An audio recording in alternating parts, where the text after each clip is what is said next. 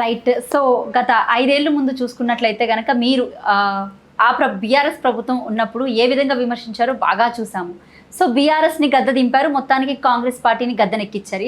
ఎలా ఉంది పాలన? అంటే దానికంటే బీఆర్ఎస్ కంటే కాంగ్రెస్ పాలన మరీ దరిద్రంగా ఉందమ్మా. ఎంత దరిద్రంగా ఉందంటే, ఇప్పుడు దళితులు అనేవాళ్ళు ఒకప్పుడు కొంచెం సేఫ్గా ఉండేది. వాళ్ళకి మీద దాడులు జరగలేదు, మతపరమైన దాడులు లేదు, కులపరమైన దాడులు అంత లేదు. కొంత ఇసుక మాఫియా కొన్ని చేస్తే చేయొచ్చు కాక, కానీ ఇంత దారుణంగా వాళ్ళ మీద దాడులు జరగలేదు. మైనార్టీలకు సేఫ్టీ లేదు.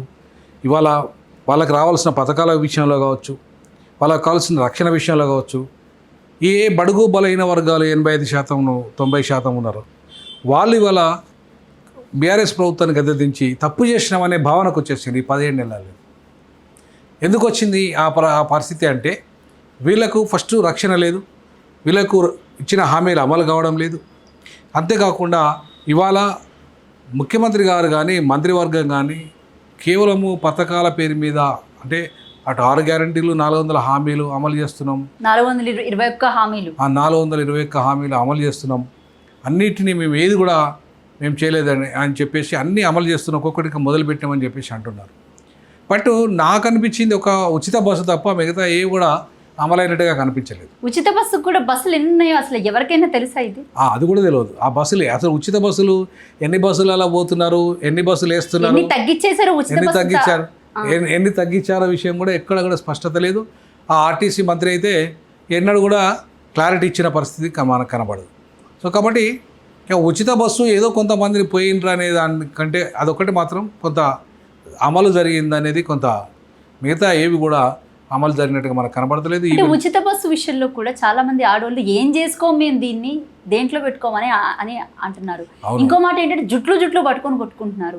అంటే ఈ ఉచిత బస్సు వల్ల నిజంగానే ప్రజలకు అంత ఉపయోగం ఉందని నేనైతే ఉచిత బస్సు వల్ల పెద్దగా ఉపయోగం ఉందని అయితే అనుకోను నేను. ఎందుకంటే ఉల్లిపాయలు పొట్టులు తీసుకుంటూ కూడా పోయి వాళ్ళ అమ్మగారికి ఆ పొట్టులు తీసుకుపోయి తీసిన ఉల్లిపాయలు తీసుకుపోయి అమ్మగారికి ఇచ్చిన పరిస్థితులలో కొన్ని చూసిన సోషల్ మీడియాలో.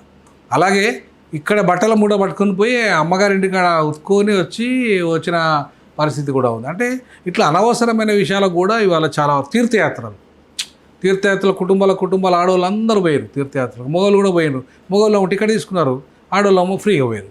సో ఇట్లా పోతూ అటు ఆంధ్ర వరకు, బార్డర్ వరకు కూడా, తెలంగాణ నుండి బార్డర్ దాకా పోయి అటు ఆంధ్ర పోయి కూడా వాళ్ళ యొక్క పనులు చేసుకొని వస్తున్నారు. అంటే ఏ రకంగా చూసినా ఉచిత బస్సు వల్ల పెద్దగా ఒరిగింది ఏం లేదనేది నాకు నా అభిప్రాయం. దానికంటే కూడా ఇవాళ ఎవరైతే కనీసం ఈ తక్కువ జీతంతో పోయే ఎంప్లాయీస్ ఉంటారో, కాంట్రాక్ట్ ఎంప్లాయీ కానీ, ఏదో అవుట్ సోర్సింగ్ కానీ, లేదా ప్రైవేట్ ఎంప్లాయీస్ కానీ, ఇట్లాంటి వాళ్ళకి కానీ, స్టూడెంట్స్కి కానీ ఇచ్చుంటే ఫ్రీగా బాగానే ఉండేది. కానీ అట్లా కాకుండా అందరికీ అనేసరికి అది అసలు ఏమాత్రం యూజ్లెస్ అయిపోయింది. తర్వాత సీటు దొరకని పరిస్థితి, జుట్టు కొట్టుకునే పరిస్థితి, రోజులు గంటలు బస్ స్టాండ్లో నిలబడ్డా కూడా సీట్ దొరకని పరిస్థితి. అంటే బస్ దొరకని పరిస్థితి, సీట్ దొరకని పరిస్థితి.